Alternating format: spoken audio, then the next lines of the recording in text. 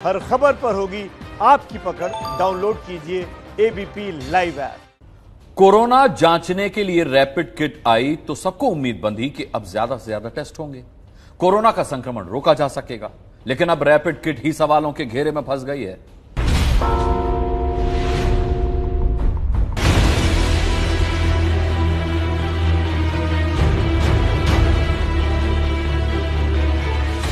Rapid test kit जिन्हें केंद्र सरकार ने कोरोना पर काबू करने के लिए राज्यों को कोरोना जांच में मदद के लिए सौंपा,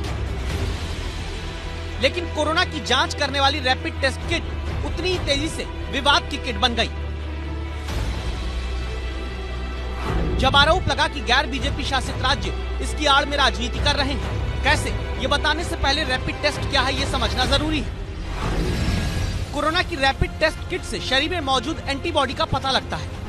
इसके लिए कोरोना जैसे लक्षण दिखने के 14 दिन बाद व्यक्ति के खून के नमूने लिए जाते हैं। रैपिड टेस्ट से पता चलता है कि संदिग्ध मरीज के खून में कोरोना वायरस से लड़ने के लिए एंटीबॉडी काम कर रही है या नहीं।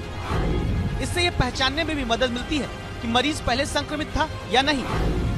दावा है कि सिर्फ आधे घंटे में रैपिड टेस्ट का रिजल्ट आ जाता है। लेकिन रैपिड टेस्ट किट विवाद की वजह बनी जब राजस्थान सरकार ने रैपिड किट से अपने यहाँ कोरोना की जाँच पर रोक लगा दी। राजस्थान के स्वास्थ्य मंत्री रघु शर्मा ने इसकी ये वजह बताई। जो पॉजिटिव है ऑलरेडी उनको भी नेगेटिव बता रहे हैं टेस्ट। ऐसी परिस्थिति में रैपिड टेस्टिंग किट से जो टेस्टिंग थी उसको हमने राज्य में रोका है और आईसीएमआर को ये बताया है कि जो प्रोटोकॉल आपने तय किया है, जो प्रोसीजरल इश्यूज आपने तय किए, उन मापदंडों को ध्यान में रखते हुए हमने ये टेस्ट किए हैं। राजस्थान सरकार के इस दावे में दम नजर आया जब केंद्र सरकार के सबसे बड़े स्वास्थ्य संस्थान आईसीएमआर के deputy director doctor Raman Gangakhedkar ने खुद ये कहा कि राज्य अगले 2 दिन तक रैपिड टेस्ट किट का इस्तेमाल न करें।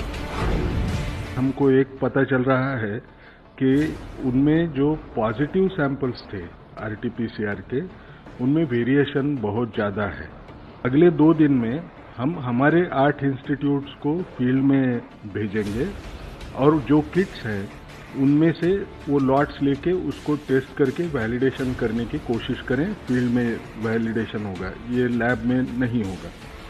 दूसरी बात हमको एक करना है कि सारे स्टेट्स को ये सलाह देना है कि अगले 2 दिन ये टेस्ट किट्स इस्तेमाल न करें।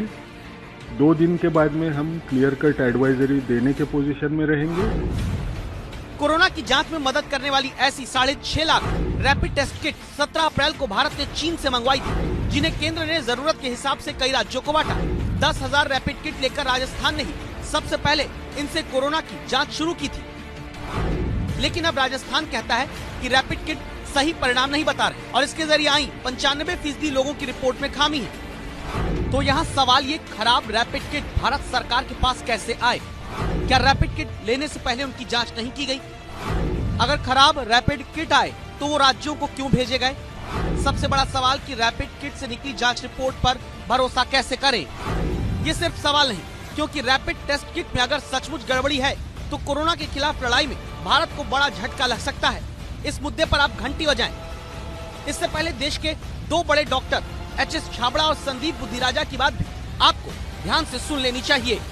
कोई भी इकलौता टेस्ट अपने आप में फुल प्रूफ नहीं है। एक कॉम्बिनेशन ऑफ स्ट्रैटेजी यूज करनी, combination of test symptoms use करने, अगर हमें प्रॉपर लोगों को पकड़ना है जो इससे संक्रमित हैं। ये हमें बहुत ध्यान देना है कि जो किट्स हम मंगवा रहे हैं, एक तो उनकी क्रेडिबिलिटी क्या है, उनमें कोई control test, positive control, negative control लगा के उनकी रिपोर्ट्स ठीक आ रही हैं कि नहीं। तो क्वालिटी एश्योर कर लें, उसके बाद अगर क्वालिटी ठीक है तो उसको किस सिचुएशन में यूज करना है, जिस पे यूज कर रहे हैं उसकी पूरी क्लिनिकल डिटेल्स लें और फिर करें। तो आई थिंक इस टेस्ट का अपनी जगह बहुत बड़ा रोल है और रहेगा।